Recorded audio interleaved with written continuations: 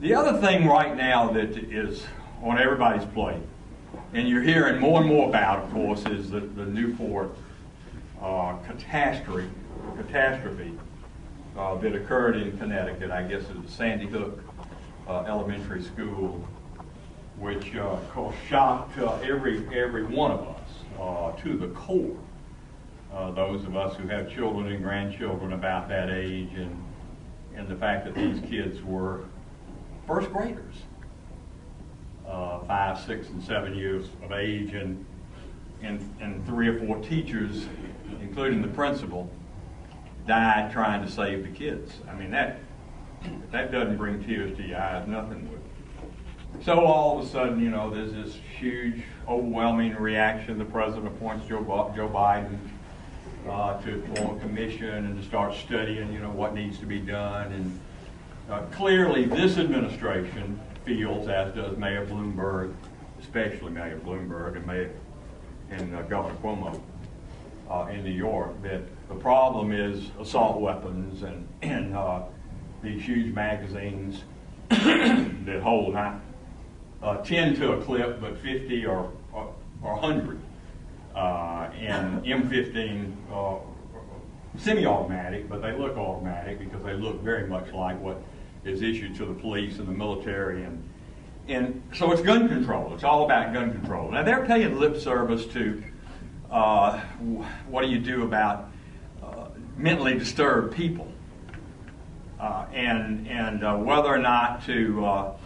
have armed security police, resource officers, I think we call them here in Georgia, assigned to every school, and whether they're in uniform or not, they're carried, and they're maybe heavily armed, although not that the kids can see. And I don't know what's going to come from all of this. I do know, I listened very carefully to what Lane LaPierre, the CEO, long-term CEO of the NRA, said after about a 10-day wait, and I thought that was smart to kind of let the dust settle, and think about how you would respond and not just a knee-jerk response. And he was panned pretty severely for his remarks. I didn't see anything in his remarks that deserved that kind of panning and criticism. But when your mind is set that the problem is the gun sale loophole and too many assault weapons and too big of magazines, and you got to go back and reenact the Brady Law and listen to Dianne Feinstein and do something that was the law for 10 years, but as best I can determine, didn't have much effect one way or another. It was in effect at the time of Columbine, and that tragedy occurred. I believe that school actually had a resource officer. There may have been some glitches in the program. I don't know the details of that. Some of you may know the details of it. But let me just say this. I said at the outset that I would make some remarks that might be somewhat controversial. There are some problems. And maybe these huge magazines, even for someone who says, look, I just use AR-15 for target practice, but do you really need to be standing there shooting at a silhouette, a shot a second, or even quicker, with that kind of weapon? For what purpose? I was down in Adventure Outdoors last night, and I love Jay Wallace, he's a great friend. And by the way, they have a great business, and that's good for Smyrna, it's good for Georgia. And Jay's a fine person, and his sons. And I went down there last night to take my 12-year-old grandson and his dad, because we're going hunting today in Alabama. And my grandson has never been hunting. And we have borrowed one of these junior 243 rifles that you all, anybody that's a hunter in the room would be familiar. I mean, it's a single shot, break open kind of thing, and a hammer.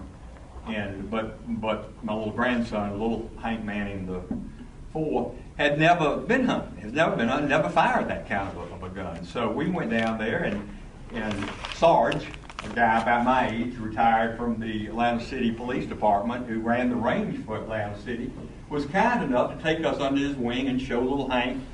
We'd watch the safety course for 10 minutes. And so you're talking about these people like Jay Wallace, who are the epitome of responsibility in regard to how they conduct themselves in their business and gun safety and gun ownership and rights under the Second Amendment. And so I love all of this. And I'm, like every politician, I'll stand up and say proud card-carrying member of the NRA for so many years or whatever. And all of that is true. But maybe there's some things that I would be willing to listen to. Indeed, there are some things that I would be willing to listen to. I would be willing to listen to the possibility of the capacity of a magazine.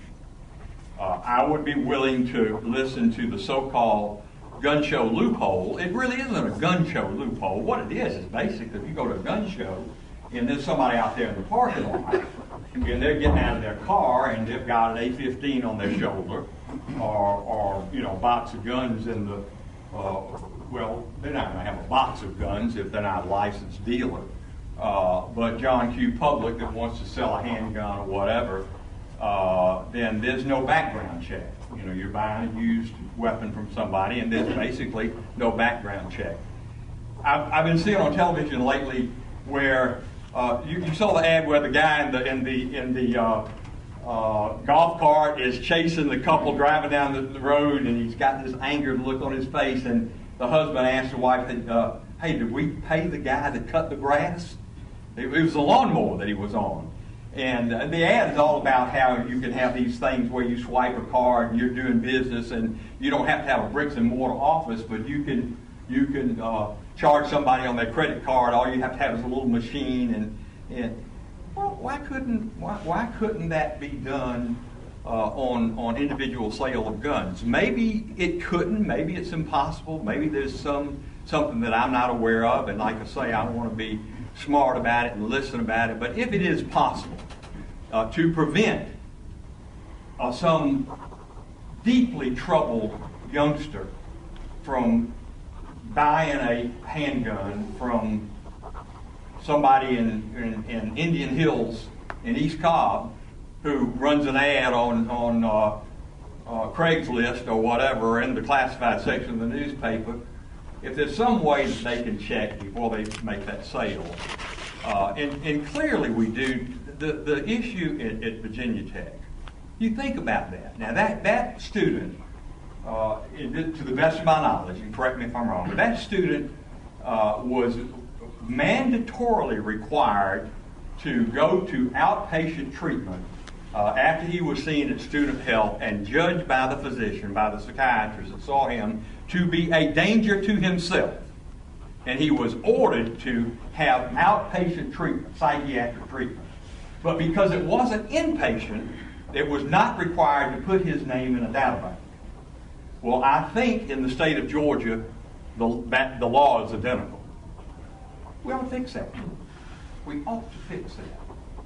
And the other thing about schools, colleges, if a kid is 18 years old, even though you may be paying for room, books, tuition, fees, everything, and that child lives in your home, you can't have access to their grades or anything about their health care. If they went to student health and they were in serious trouble, if they were put on a very strong antidepressant, you can't get that information. Now that's totally wrong, in my opinion.